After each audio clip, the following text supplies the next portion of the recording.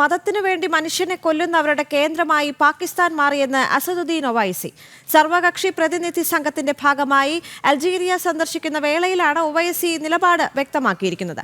ലോകത്ത് ഒരു രാജ്യത്തും അഭയം ലഭിക്കാത്ത ഭീകരൻ സഖീവുർ റഹ്മാൻ ലഖ്വി പാകിസ്ഥാനിൽ സുഖവാസം നടത്തുകയാണ്. പാകിസ്ഥാനെ ഫിനാൻഷ്യൽ ആക്ഷൻ ടാസ്ക് ഫോഴ്സിന്റെ ഗ്രേ ലിസ്റ്റിൽ ഉൾപ്പെടുത്താനുള്ള നടപടികൾ ഉടൻ ആരംഭിക്കണമെന്നും ഒവൈസി ആവശ്യപ്പെട്ടു.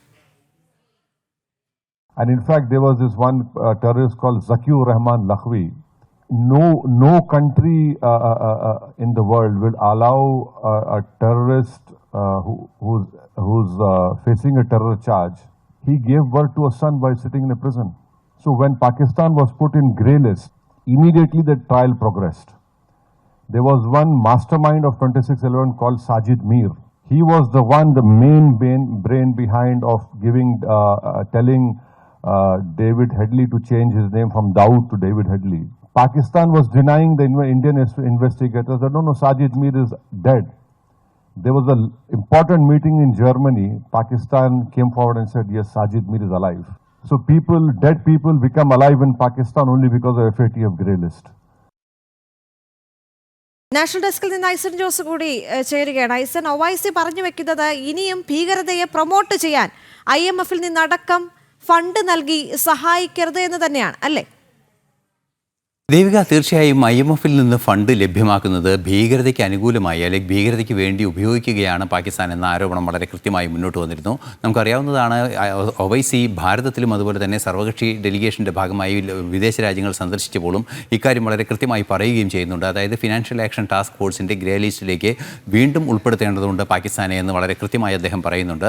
അത് വീണ്ടും അദ്ദേഹം ആവർത്തിക്കുകയുമാണ്. അതിൻ്റെ അടിസ്ഥാനം തന്നെ ഈ ഭീകരതയ്ക്ക് പ്രധാനമായും ഒരു ആശയവും അതിനുള്ളൊരു സാമ്പത്തിക പിന്തുണയുമാണ് ഭീകരതയെ വളർത്താൻ ഒരു കാരണമാകുന്നത്. അത്തരത്തിലുള്ള ആശയം കൃത്യമായി പ്രചരിപ്പിക്കുകയും അതിനുള്ള പണം കണ്ടെത്തുകയും ചെയ്യുന്നതിനുള്ളൊരു സാഹചര്യം പാകിസ്ഥാൻ ഒരുക്കുകയാണ്. അതുവഴി പാകിസ്ഥാൻ ഈ ഭീകരതയുടെ പ്രഭവ കേന്ദ്രമായി മാറുന്നു, അല്ലെങ്കിൽ ഭീകരതയെ പ്രോത്സാഹിപ്പിക്കുന്നതിനുള്ള നീക്കങ്ങൾ നടത്തുന്നു എന്നാണ് അദ്ദേഹം വളരെ കൃത്യമായി പറയുന്നത്. ഫിനാൻഷ്യൽ ആക്ഷൻ ടാസ്ക് ഫോഴ്സിൻ്റെ ഗ്രേ ലിസ്റ്റിൽ ഉൾപ്പെടുത്താനുള്ള നടപടികൾ വൈകാതെ ആരംഭിക്കണമെന്നൊരാവശ്യം അദ്ദേഹം വീണ്ടും കൃത്യമായി പറയുകയും ചെയ്യുന്നുണ്ട്.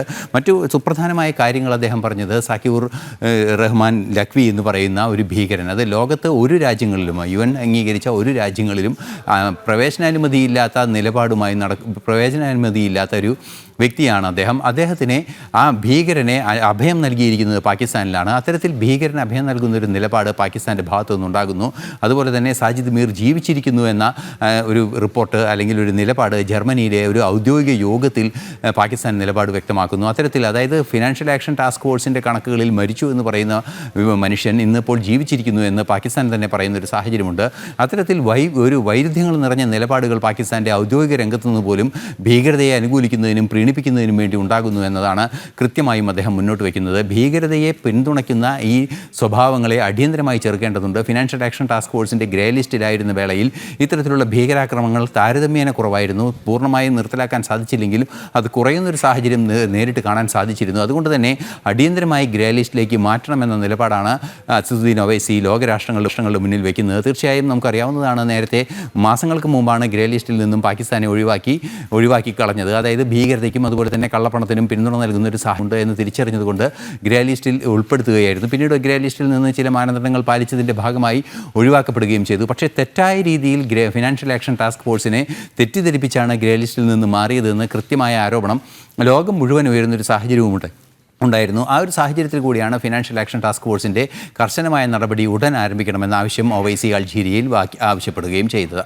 ദേവിക, അതുതന്നെയാണ്, മതത്തിനു വേണ്ടി മനുഷ്യനെ കൊല്ലുന്നവരുടെ കേന്ദ്രമായി പാകിസ്ഥാൻ മാറിയെന്നാണ് അസദുദ്ദീൻ ഒവൈസി പറഞ്ഞിരിക്കുന്നത്. സർവകക്ഷി പ്രതിനിധി സംഘത്തിന്റെ ഭാഗമായി അൾജീരിയ സന്ദർശിക്കുന്ന വേളയിലാണ് ഒവൈസി നിലപാട് വ്യക്തമാക്കിയിരിക്കുന്നത്. ലോകത്ത് ഒരു രാജ്യത്തും അഭയം ലഭിക്കാത്ത ഭീകരൻ സഖീവുർ റഹ്മാൻ ലഖ്വി പാകിസ്ഥാനിൽ സുഖവാസം നടത്തുകയാണെന്നും പാകിസ്ഥാനെ ഫിനാൻഷ്യൽ ആക്ഷൻ ടാസ്ക് ഫോഴ്സിന്റെ ഗ്രേ ലിസ്റ്റിൽ ഉൾപ്പെടുത്താനുള്ള നടപടികൾ ഉടൻ ആരംഭിക്കണമെന്നും ഒവൈസി ആവശ്യപ്പെടുകയാണ്. ഐസൻ ജോസ് ആണ് കൂടുതൽ വിവരങ്ങൾ നൽകിയത്.